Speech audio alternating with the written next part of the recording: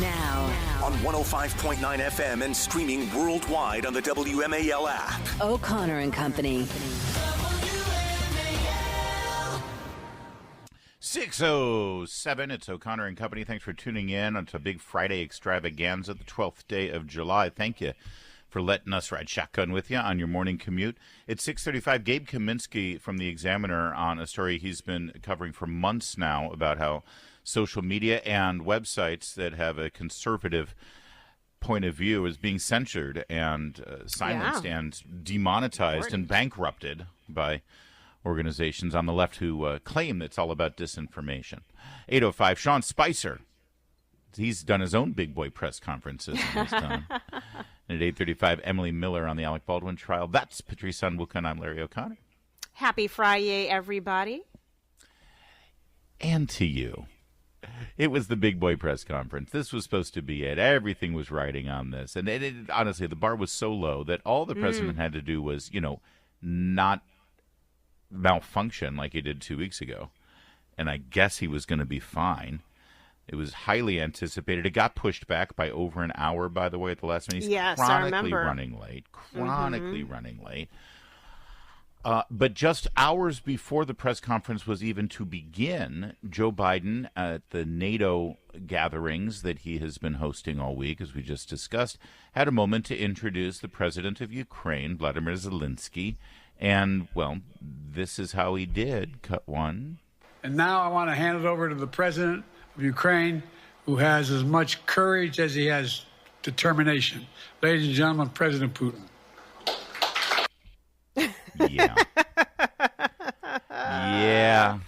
That was before the big boy press conference.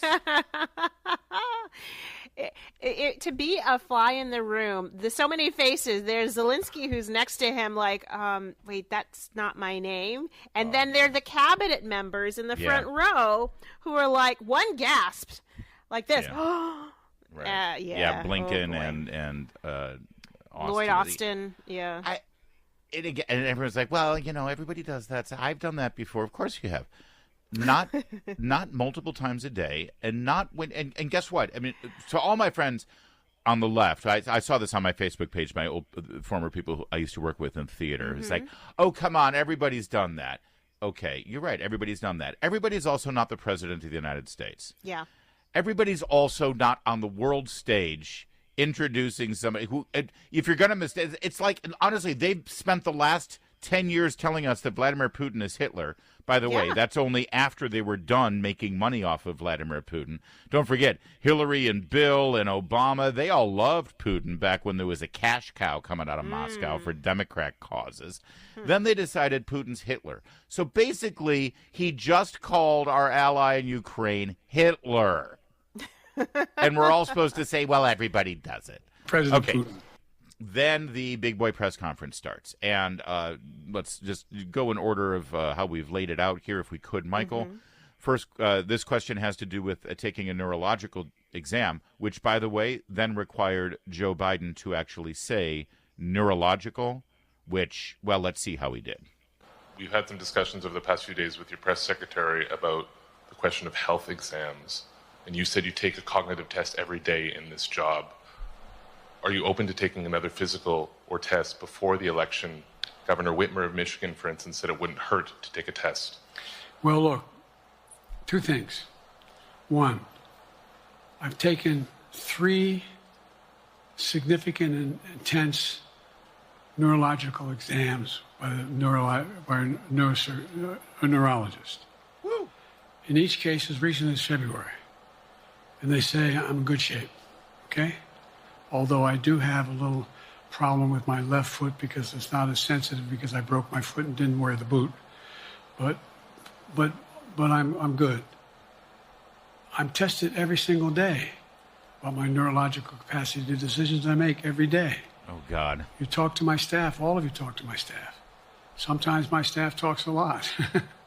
But the fact of the matter is, I don't think you have them telling you that all the major ideas we've undertaken haven't been in part initiated by me. I remember when the staff and I said, I'm going to go to South Korea, we're going to get the chip. What are you doing? I'm going to get Japan and... Yeah. Yeah, okay, there you go. Then he goes off on a rambling story, which is, by the way, a sign of dementia. There you go. He's gotten 3 thorough tests. Although, by the way, they haven't produced. They keep saying, we've given you all the details. No, they really I don't literally remember have not. them. They have not given the details. They haven't released this. By the way, and they're not cognitive tests, which is a different thing. And he has not taken a cognitive test, and he has refused to take a cognitive test. Also, the staff, talk to your staff. Well, actually, they have been hearing from the staff. The staff has been leaking like a sieve for the last 2 weeks, and they're all terrified of what's going on with this guy. I take a neurological test every day with the decisions I make. Yeah, well, okay, well, we see the decisions you've made. Look at the state of our country right now. Well, and he's also admitted turning that at 11 p.m., or maybe Karine Jean-Pierre has said at 11 p.m., his staff is more than capable of handling those emergency calls that the president needs to take. The staff is not is not elected by the people. Yeah, we didn't the staff elect is the not staff. responsible. It is President Biden's responsibility. So know, blaming the staff and then giving them credit at the same time, not a good answer. If you look at some of the news stories that have come out in just the last week, he hasn't had a cabinet meeting in 9 months. There wasn't not one question from the reporters about that. Hunter Biden is sitting in on staff meetings. Not one question about that. Yes. And, of course, the biggest story, a Parkinson's specialist visiting and examining the president 8 times in 8 months. Not one question specifically about Parkinson's disease. At no point did a reporter say, Mr. President, be honest with the American people. Has there been a suggestion or even a hunch from any of the experts that you might have early signs of Parkinson's? Not once was he challenged on that issue. All right, a little bit more here. Cut 6 here quickly. Michael, please. If the neurologist tells me he thinks I need another exam, and by the way, I've laid every bit of the record out. Hadn't hidden a thing. You ought to ask Trump for his, okay? I laid it all out. I think he was trying to say I haven't hidden a thing, but instead it came out as he he he he. Also, pay close attention to the voice. Yeah. Again, the raspy, shallow voice and low tones out of the voice. This is, again, everyone's saying, oh, he did a great job. Yeah, okay. Again, the bar grading on a curve compared to 2 weeks ago at the debate for an 81-year-old man who has obvious. Sure, hey, absolutely. By the way, one other important thing: Big Boy press conference. He had a list of reporters who he was told to call on. They were pre-selected. And by the way, I question whether or not those questions had not already been either provided by the campaign or the press office, or whether they had been green-lighted. So I don't call that a big boy presser when you know who's asking the questions, and you may also have written the questions. All right. One reporter did pick up on one report from this week having to do with him apparently telling the governors that he was going to start going to bed earlier and stopping his schedule after, I think, 6 p.m. Here's what he said. How can you say you'll be up for that next year, in 2 years, in 4 years, given the limits you've acknowledged that you have today? The limits I've acknowledged I have? There's been reporting that you've acknowledged that you need to go to bed earlier and your evening around 8. That's not true. Look, what I said was, instead of my every day starting at 7 and going to bed at midnight, it'd be smarter for me to pace myself a little more. Pace myself a little more. He does not start his day at 7 and go to bed at midnight. He has been on vacation and away from the White House more than any president at any time in the history of our country. And most of the days he calls a lid at 2 in the afternoon. The idea that this man is working until midnight is a bald-faced lie. More from the Big Boy press conference in a moment at 6:15. WMAL traffic and weather every 10 minutes first on the 5s. WMAL. Making sense of the news. Live. From the Home Paramount Pest Control Studios. Home Paramount, the leader in pest control since 1939. Mervis Diamonds make a statement. They say you know quality and value. Mervis Diamond Importers. Novec. Power you can count on. WMAL, making sense of party politics, because somebody's got to hold their feet to the fire. Download the WMAL app to stream us for free. I love my staff, but they add things all the time. At the very end, I'm catching hell from my wife for that. Anyway. Bizarre behavior was exhibited yesterday, long pauses, sort of staring blankly before he caught up and answered his questions. And, of course, the bizarre, strange whisper habit that he's got. Let's hear that one more time. Cut 8 for the whisper. I love my staff, but they add things. Add things all the time. At the very end. I'm catching hell from my wife for that. Anyway. I'm catching hell from my wife. They add things to this. Who's actually in charge? What do you mean? They add things. He's the president. He should say, no, we're not going to do that. But, he just can't say Who is no. they, by the way? Which staff is he referring to? Is it Karine Jean-Pierre? What staff is he referring to? Good the question. ones who set his schedule, his chief of staff? It would be very interesting. Yet at the same time, he blames them on one hand, but then gives them credit for, for doing quite a lot of work on his behalf, making decisions on his behalf. So you can't have it both ways, Mr. President. More on the whisper front. Cut 15, please, Michael, if we could. This is another whisper attack. You earlier explained confidence in your vice president. Yes. If your team came back and showed you data that she would fare better against former President Donald Trump, would you reconsider your decision to stay in the race? No, unless they came back and said, there's no way you can win. Me. No one's saying that. No poll says that. Mr. President. Okay. Thank you. This ends tonight's press conference. Actually, there are a lot of polls that are saying that. Also, you hear he starts to turn and leave because, and you hear reporters actually, like they do at a big boy press conference, they start shouting questions and hope that he'll continue no, he's done. I read the list of reporters that were on the list that were pre-approved by the staff that he likes to throw under the bus, and that's the end. That's not a big boy press conference. This was a carefully controlled environment. There were teleprompters on the stage, and if we go to cut 9 here, you will hear a very awkward long pause in the middle of a question about Putin and Xi Jinping. That long pause could have been the president gathering his thoughts. It also could have been him listening to an earpiece that we don't know he was wearing or not. I'm just saying. It could be either way. We're not going to play the whole thing, but listen to the pause. Cut 9. Go deal with Putin and Xi 2 or 3 years from now. I'm ready to deal with them now and 3 years from now. Look,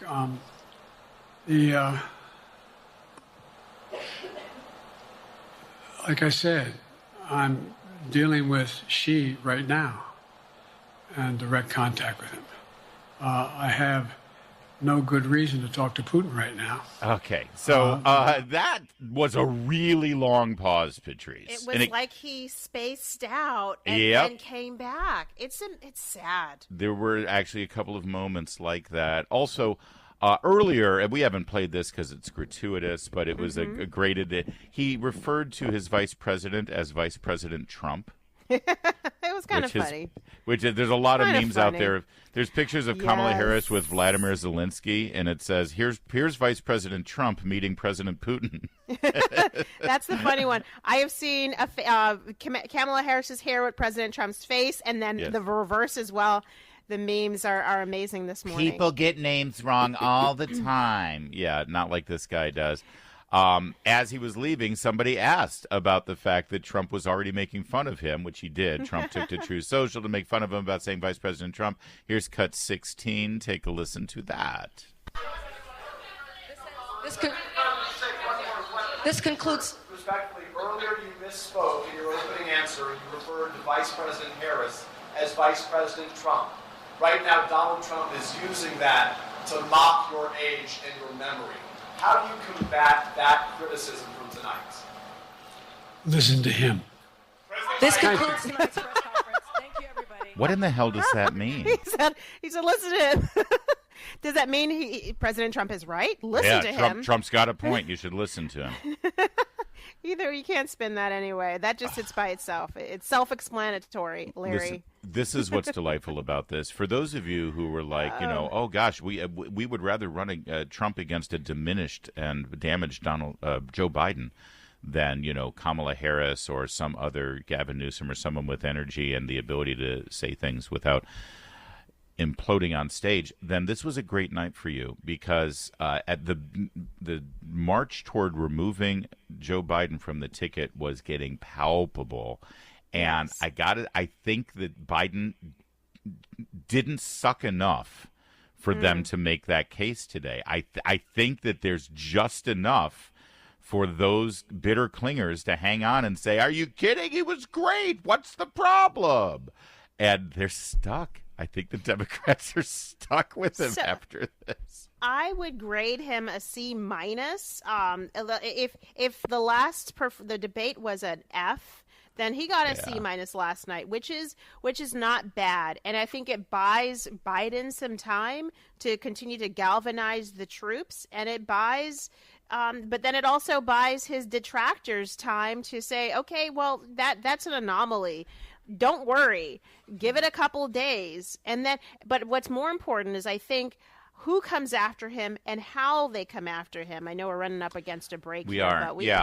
It's interesting to see who's coming after him now. 2 quick notes on that, and we'll have more to say as the morning goes on. And we've got Sean Spicer joining us in the 8 o'clock hour as well. But 2 quick things. The first is that the ranking member in the House Intelligence Committee, a Democrat, came out. He's the 15th congressional Democrat now to call for Joe Biden to remove himself from the ticket. This is Jim Himes, Congressman Jim Himes. And this, by the way, was released after the press conference, so it didn't change his mind. And number 2, noteworthy, during the press conference, Biden said of the delegates that are committed to him at the Democratic National Convention, he said they're free to do whatever they want. And he was asked, does that mean they're free to vote for some other candidate at the convention? And Biden said, yes, they are. So there you go, Mr. President. It's 6:24. Now on 105.9 FM and streaming worldwide on the WMAL app. O'Connor and Company. It's 6:36. It's O'Connor and Company. Thanks for tuning in here on a busy Friday. Yes, we have more of yesterday's big boy press conference and analysis as to whether that's enough to lock the Democrats in with Joe Biden as their candidate. We're certainly going to discuss that at 8:05 with Sean Spicer, former White House press secretary. And then at 8:35, Emily Miller covering the Alec Baldwin manslaughter trial. All that's coming up. It's Larry O'Connor with Patrice Onwuka. Hey, good morning. Happy Friday. Gabe Kaminsky is an investigative reporter for Washington Examiner. He's a graduate of the National Journalism Center's intern program and has done some great reporting since his time with that program, and he joins us now. Good morning, Gabe. Thanks for being here. Hey, thanks for having me. Gabe, lost in the shuffle of this testimony that Ben Shapiro engaged in with Eric Swalwell, which was great and fantastic and an epic viral video, but sadly lost is the actual reason for that hearing, and it had to do with an organization, a couple of organizations, one of them known as NewsGuard, who pretend to be objective observers of facts and truth on the internet. But your investigation of these groups reveals something quite different, right?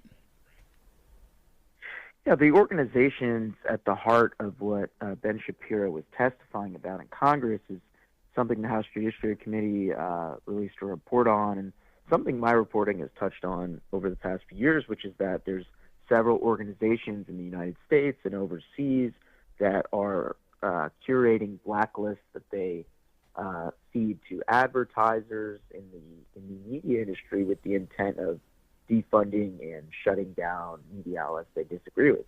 And the concepts that we've reported on, of course, is that some of these groups are funded by the U.S. government. Now, they've got names like, I'm looking at Global Alliance for Responsible Media, which sounds really altruistic, really. But when their definition of responsible media appears to be proactive, left-wing, almost pro-socialist media. Am I mischaracterizing that? Well, what we've just perpetually found, which is that the organizations that are rating conservative media outlets, they display clear bias in ways that make them beyond just purported nonpartisan, bipartisan arbiters of truth. That they are rating outlets based on opinions that they disagree with, and that happens to be opinions that are on the right of center part of the aisle. And that's something Ben Shapiro was definitely sort of homing in on. Yeah, I mean, groups like the Global Disinformation Index, NewsGuard, these are powerful organizations, and it's interesting that they seem to hide behind the veneer, Gabe, of being totally voluntary. You know, they're just providing a service, and if advertisers want to use it, use their rating and ranking systems of different news sites, then it's totally voluntary on everybody's part. But is that true? Is it really a voluntary system, and what is the damage when a Daily Wire, a Town Hall, or another agency gets the negative ratings from these systems, from these organizations?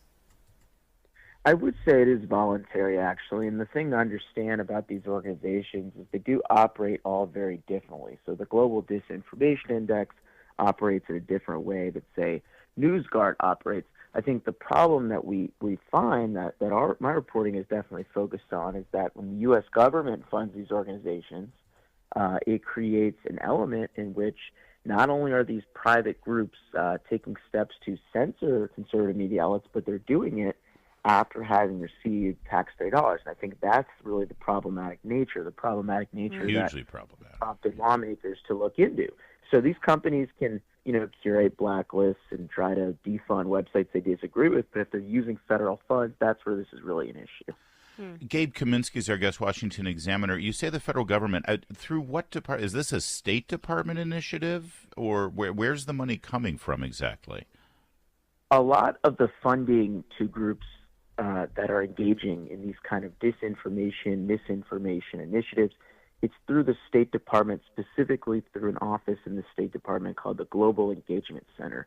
And it's really notable because the Global Engagement Center actually might be defunded this year because it's up for reauthorization. But lawmakers are so angry with its activities that they actually might make it lapse.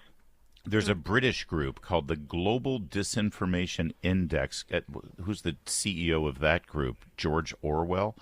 The Global Disinformation Index, and they again rate websites, rate news outlets, media outlets, and then those ratings serve as recommendations for major digital advertising agencies. If the agency takes the recommendation and they advise their clients to not advertise on those websites, the ramifications can be devastating for revenue, right? Yeah, that's right. And so a group like the Global Disinformation Index essentially plays middleman. And so what happens is you'll have a major ad exchange, let's say Oracle, which actually does use GDI. Oracle will subscribe to the Global Disinformation Index's list, which gets pumped out each month of the websites that it finds to be reprehensible or alleged disinformation. So in one example, the Washington Examiner was labeled as disinformation. Our understanding is we still are under GDI's blacklist. And due to that, Oracle would have not allowed any websites or companies that place advertisements on websites automatically to go to the Washington Examiner's network. And so, yes, this process does have a significant impact on how websites can make money, and certainly is an issue for the revenues. In the meantime, if we use the Costanza rule, if people remember from Seinfeld, where George Costanza just did the opposite of what his instincts told him, and suddenly everything worked out wonderfully in his life, you could take this index and basically all the websites that these guys think are disinformation and horrible are probably great. So just go to those websites for your news and information, including Gabe Kaminsky's Washington Examiner. My Town Hall. I'm guessing Independent Women's Forum probably is not rated well either there. I'm not sure, but you never know. Probably not. Gabe, thanks for joining us. Great reporting. So much, and thanks for shedding a little light on this. It really deserves more attention. That's why they had this hearing. And I think that's why Eric Swalwell tried to distract against it, but in a weird way, he actually drew more attention. Yeah, appreciate you having me. Thanks very much. Gabe. It is 6:43. I like that guy. He's a good reporter. Very straightforward. More reports that the long knives are out for Joe Biden. And despite his press conference, there are major, powerful figures behind the scenes looking to remove him. Yeah. You can tell which ones are really engaged in this, Patrice, by their public statements and their public denials. Here is Nancy Pelosi on Wednesday, ostensibly giving her support to Joe Biden. But listen to what she's really saying. he have your support to be the head of the Democratic ticket? As long as the president it's up to the president to decide if he is going to run. We're all encouraging him to make that decision because time is running short. I think overwhelming support of the caucus. It's not for me to say. I'm not the head of the caucus. There you go. So but, it's up to the president to decide, Patrice. He's got to make that decision. Decide. I don't know. Yeah. Well, if you make the D sound, then half your teeth fall out. But think about this for a minute. Mm-hmm. We're waiting for him to make the decision. Time is running short. He's made the decision. He's been saying since the evening after the the debate. He's in this to win it. Every single day, he's on George Stephanopoulos, at rallies, in interviews, on pre-scripted radio interviews where the questions were approved. He has said, I'm in it. So what does she mean we're waiting for the president to decide? What it means is she doesn't like the decision he's made, and they're waiting for him to decide the thing that they want him to do, which is to step down. Or waiting for the right person to get in his ear and then convince him that he needs to step down. I mean, listen, you've seen people like James Clyburn say, oh, I'm still riding with Biden. Nancy Pelosi is not riding with him whatsoever, and she's pretty powerful. There are a few people that I think he respects outside of Hunter and his wife, and I think she's probably one of those people. So let's see if she gets to him. Well, he waved his hand and called anybody who is suggesting that he should get off the ticket an elitist. Nancy Pelosi falls into that category now, as does his best pal Barack Obama. Mm-hmm. By the way, there's a lot of bad blood between Biden and Obama. Don't forget that Biden is still bitter that Obama basically told him not to run in 2016 and threw his support to Hillary Clinton. Yeah. According to CNN, I'll read their summary here. CNN breaking news, Barack Obama and Nancy Pelosi have spoken privately about Biden's campaign as Democrats look to steer the president out of the 2024 race. Now, again, this story broke before his big boy press conference, and I think they're stuck now because they have been so sort of deferential and tried to, let him reach his decision on his own. His decision is made. The only thing that's going to take him off the ticket is for him to be forced off the ticket. And none of this backroom dealing trying to let him keep his dignity, that's over with now. If the Democrats want him now, they're going to strong arm him. Well, yes. But you know who's also going to strong arm him? The donors, and not just the big donors, it's the small donors. I mean, I've been reading reporting that the money has literally just shut off. They were touting how right after the debate, money was pouring into the campaign. Since that time, the campaign can't seem to raise any money. And so, yes, they may have built up over, I guess, $100 million right now, the DNC, but at some point, you still need to replenish your coffers. And if the donors are saying they're not giving it to you, donors big and small, President Biden doesn't have that kind of money to self-fund his own presidential campaign. You remember the Juneteenth concert at the White House where Joe Biden was standing there and there was a camera on him and all the people around him, and all the people around him are grooving to the music, clapping and dancing, and he is not just awkwardly, clapping on the offbeat or what have you. He is frozen. He is frozen, and a look of distress, pained distress, comes over his face. And we all looked at that video, pointed it out, and said, there's something wrong here.